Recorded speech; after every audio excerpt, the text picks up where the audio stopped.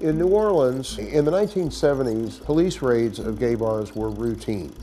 They would be, more often than not, beaten up by the police, roughed up, pressured to name other perverts. The upstairs lounge was a private atmosphere. You could escape into this bar and not be worried about being seen by anyone on the street. Everybody was friendly, even if you didn't know them, because there was a lot of camaraderie in there. We'd all be singing the songs, usually Broadway songs. But in the midst of this, someone enters the bar.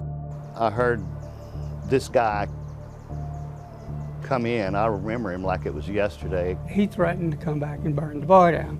Not only was it the deadliest fire in New Orleans history, it was, until the Pulse massacre in Orlando a few years ago, the deadliest crime against gays and lesbians in our nation's history. Many people died here, and I'd like to tell you about one in particular. Here you'll see the name of Ferris LeBlanc. His body was not claimed.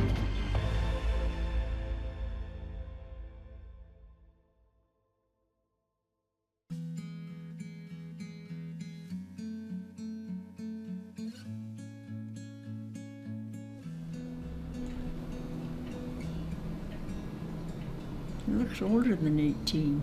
Well, yeah. The war does that to you. Ferris, 7 years older than me. I'm from a family of 13. We were poor people, but we were rich in heart. My mom was very close to Ferris because Ferris helped raise her pretty much.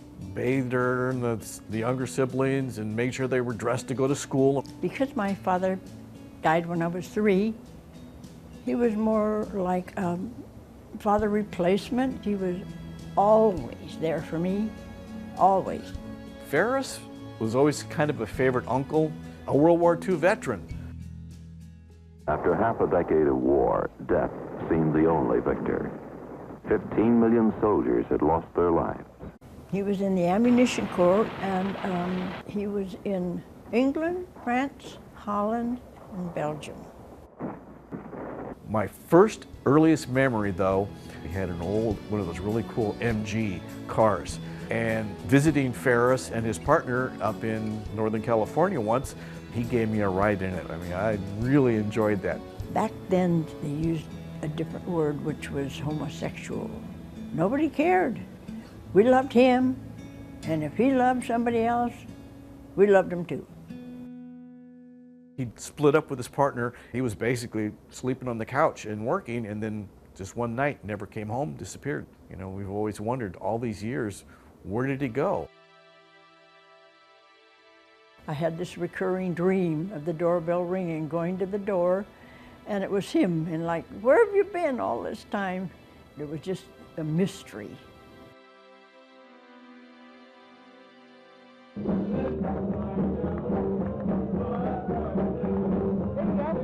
New Orleans has this very well-earned reputation for letting the good times roll. Anything goes, right? This is the first quarter, you can do what you want. In the 1970s, there were a wide variety of bars. No matter what your taste was, whatever you were into, you could find it. My name is Frank. I'm a local historian. I do live here in the French Quarter. There have always been gay and lesbian and transgender, although they wouldn't have called it that back then, people living here. New Orleans has a famous reputation of being a live and let live culture, especially as it related to homosexuality. It was often called the queer capital of the South. Individuals would run away there, trying to start new phases or chapters of their lives, and one of those individuals was Ferris LeBlanc. But the truth was that even individuals like Ferris couldn't exactly be open about their sexuality in every context. For much of our history until very recently, it was really not okay to be gay. Homophobic violence was very common. In those years, you could not be out at work, you could not be out just in general. Being gay or lesbian could get you fired, could get you evicted, could land you in jail or a mental asylum. The only really safe spaces there were to be who you truly were either gay or lesbian bars.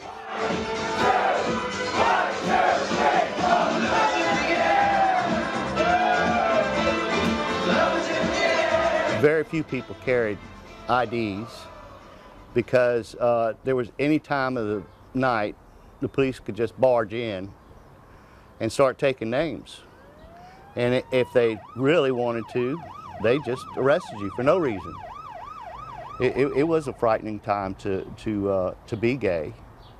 The upstairs lounge was a special bar in the sense that it was fairly unique for the area in which it was located. That section of the French Quarter has had a somewhat seedy past for a really long time. In the midst of all that, the flop houses and the hustler bars and the drugs and the cruising, it was really not that kind of bar. It was actually my favorite place to be because I just felt comfortable there. A lot of really great people from different walks of life. We had just regular working class people, we had doctors, lawyers, teachers. Everybody was just a regular Joe, so to speak. Ferris LeBlanc, a debonair, attractive man, was a regular patron, and he must have fit right in. You would arrive at the door on the sidewalk. There was a little buzzer that you pressed. The bartender would send someone down. When you entered the bar, Buddy, the bartender, would grandly announce, "Here's Luther," or "Here's whoever." Buddy, the bartender, just made the bar. You know, he'd get people together whether they wanted to or not, you know. But when you're in that small of a place, you tend to know everybody. In the third section was a little theater that we had melodramas and drag shows and a lot of fun stuff. The church always did meet here on Sundays. In one corner was a piano that they'd play, and we'd all be singing the songs, usually Broadway songs. You know, back then that was the gay thing. You know, you had to know Oklahoma. I got a beautiful feeling, everything's going my way. That Sunday night was especially bumping at the upstairs lounge because the beer bust was occurring. About 90 people were gathered for what they considered to be the most fun night of the week. They paid $1 and were going to enjoy 2 hours of bottomless beer, and they were amongst friends. In the midst of this activity, someone enters the bar who people know, but who isn't considered very popular. And as soon as he enters the bar, people stop and pause, and there's a sort of awkward silence where they're like, "Oh no, this guy's here again." I'd gone into the bathroom, and when I came out of the bathroom, I heard this guy come in. I remember him like it was yesterday. He just was upset and angry and drunk and got caught stealing tips off the bar and nobody threw him out. And I overheard him. There was a loud discussion between him and Buddy and a couple of other people before they got him out, and I heard him say, "I'm gonna burn this place down. You can't kick me out." And about 15 minutes later, I guess I left because I knew I had to get back to duty. All of a sudden, there was like, I saw this big glow coming in through the doorway, and then I started seeing the flames, and it's just like, all of a sudden, it just like went across the bar. The alarm came in as a first alarm, which included 5 engine companies, and it was reported as people trapped. I remember the night city editor walking through as we were all kind of doing crosswords and twiddling our thumbs, and he said, "Come on, somebody make something happen." And about 5 minutes later, the alarm hit on this fire, and we all rushed out and went to the scene. And I heard on the radio they had a news break that there was a bar on fire in New Orleans, and I said, "Wow, I hope it's not." By the time I got to Houston, they said it was upstairs. So from Houston to San Antonio, I'm in an absolute panic. I'm surrounded, and I'm just looking at all these flames just swirling all around me. I didn't know which way to go because you couldn't see anything. There were several people lying about on the street, laying down, walking around, burnt, being attended to. people with skin burnt off of them hanging, glass, people laying in the glass, groaning, moaning, yelling. There was one fellow sitting on the curb, and he had been very badly burned. He literally had skin hanging off his arms, and he was crying, asking for people to help him. Buddy was more concerned with getting as many people out as he could. He just jumped over the bar, leaped over the bar. He grabbed me by the arm and pulled me up out of the chair, started leading everybody out through the back door. He saved probably a dozen or 2 dozen people because he knew a way to get out of a back door and crawl over a roof or something and get people out, and saved a lot of people. But 32 people did not make it. We made our way up the stairwell onto the second floor. It resembled something out of a Nazi war camp, with the mass of humanity stacked up against the windows of the bar, people trying to get out. Nobody said a word. We were all at a loss of words and were horrified at what we had seen. When I walked up to the scene, that was the first thing I saw, is the gentleman in the window, and I froze. I was in shock. I couldn't believe what I was seeing, and I immediately started taking pictures. They didn't even cover him up. They just left him hanging in the window. So it was pretty gruesome. I got back to my desk. I started typing. One victim, who was able to move about somewhat freely and talk, asked for assistance in making a phone call. His fingers were burned too badly to take the nickel out of his pocket and dial the numbers. He finally dialed, and staring wide-eyed at the floor, he said, "Hello, David. Listen, I've had a sort of accident. Yes, I'm at Charity Hospital. Please come quick. Please come. I heard a fire."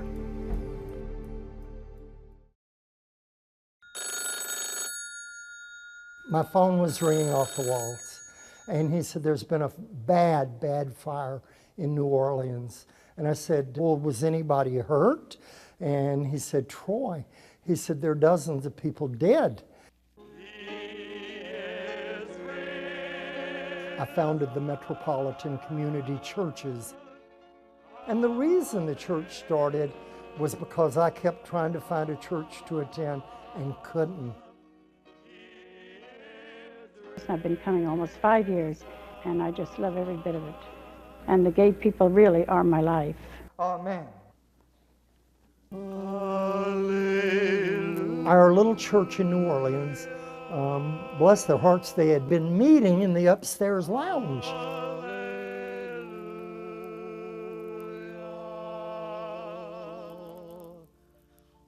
12 of my members are dead. My pastor's dead. His body's been out of a window. A gay man, a clergyman who just loves people, his body is burned, and they leave him hanging there for hours before they move the body. And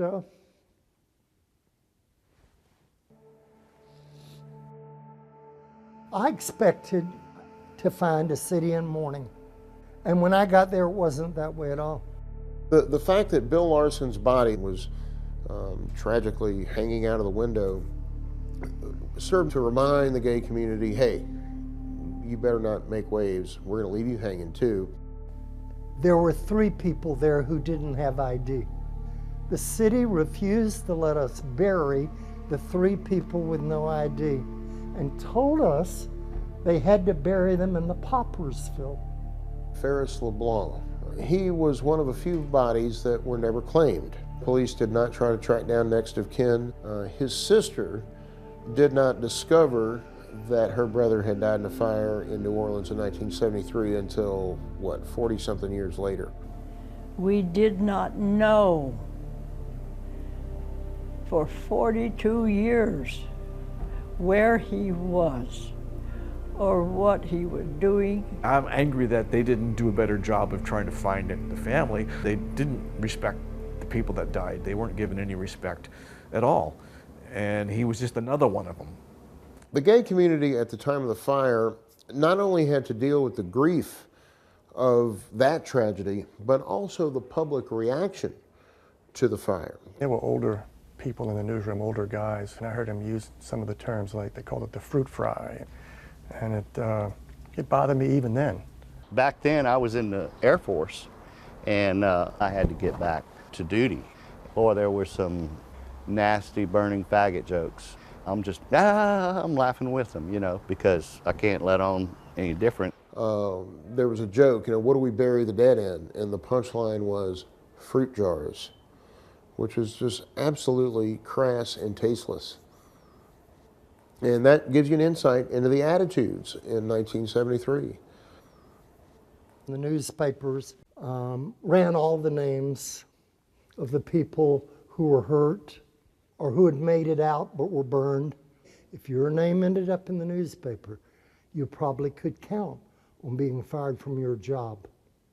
Police say the bar is a hangout for homosexuals, and homosexuals frequently carry false identification papers, making positive identification of the victims nearly impossible. The national press, it was over with like that. Firemen searched through this, burned building in New Orleans French Quarter today, looking for evidence of arson.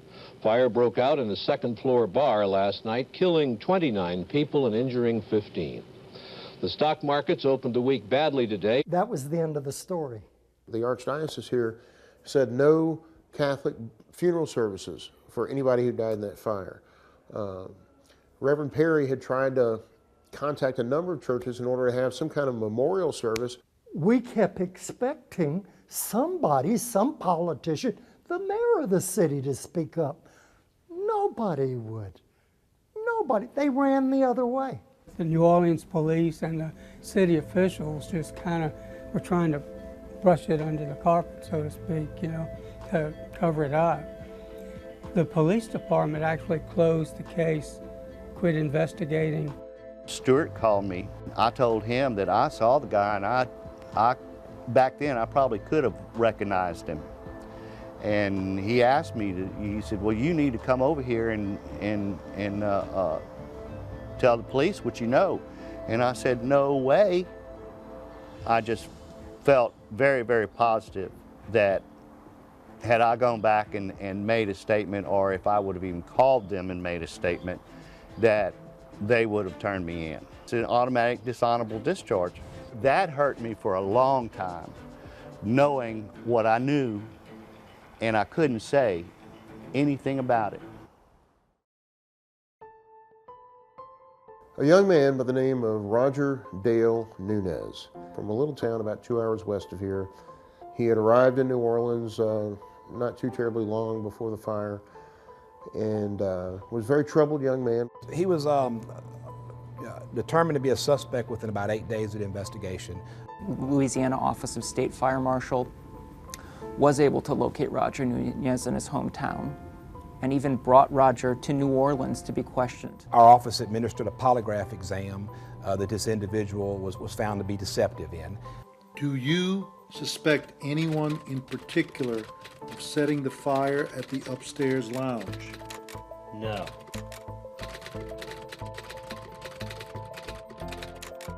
Do you know for sure who set the fire at upstairs lounge?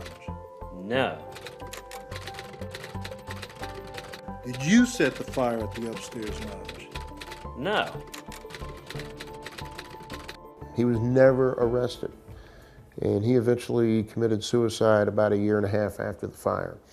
That complicated the state fire marshal's investigation, where they felt that they had lost their chief suspect. Eventually, they compiled their report and gave it to the Orleans Parish DA, saying that we believe Roger Nunez, the suspect, lit the upstairs lounge fire. Will you accept our case? And the DA declined to accept the case without reason. To this day, he remains a suspect, but unfortunately, he can't, come forward and give any more information.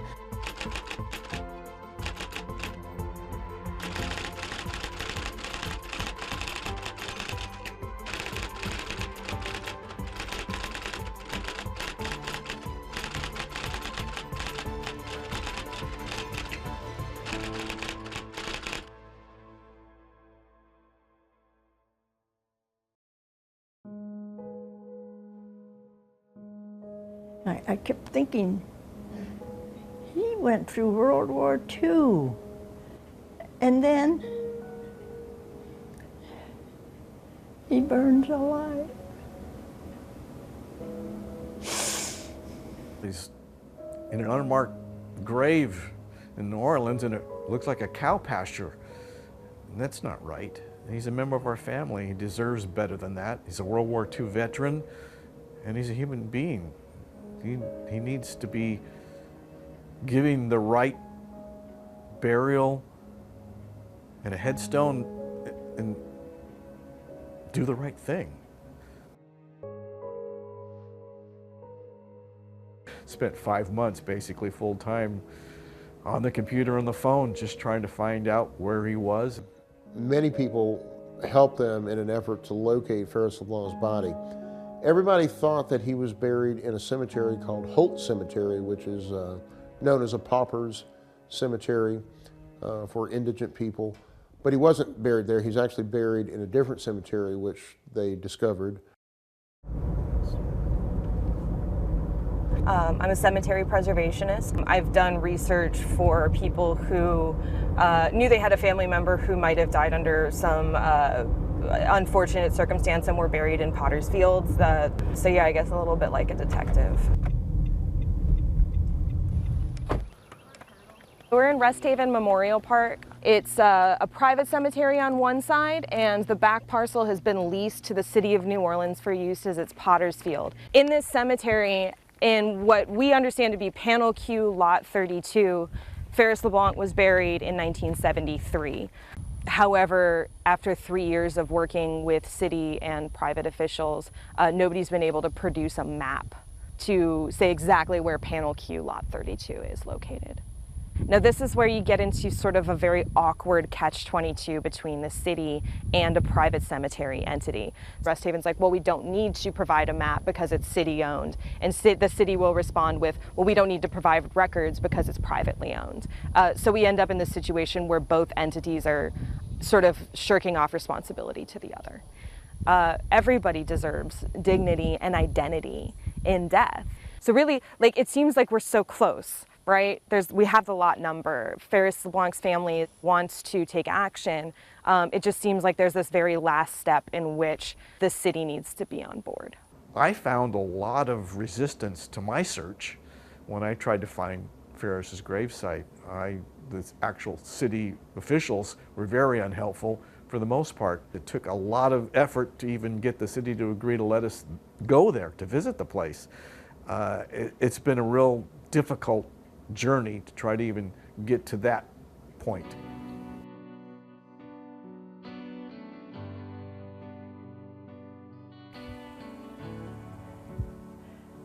He's here. His mortal remains are here.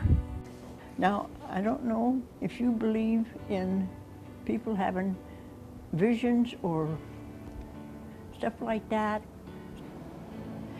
Ferris, my brother, pleaded and he said, don't leave me here, sis. Don't leave me here. Please, don't leave me here. And I start crying. We're going to bring him. He's a veteran. We're going to have the flag. But he deserves. Yes.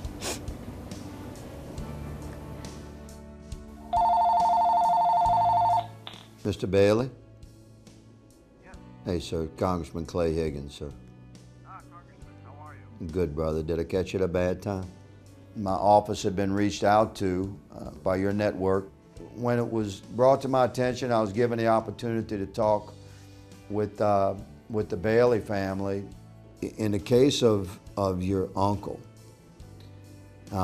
if there were photographs that showed the actual burial. Well, there's actually film footage.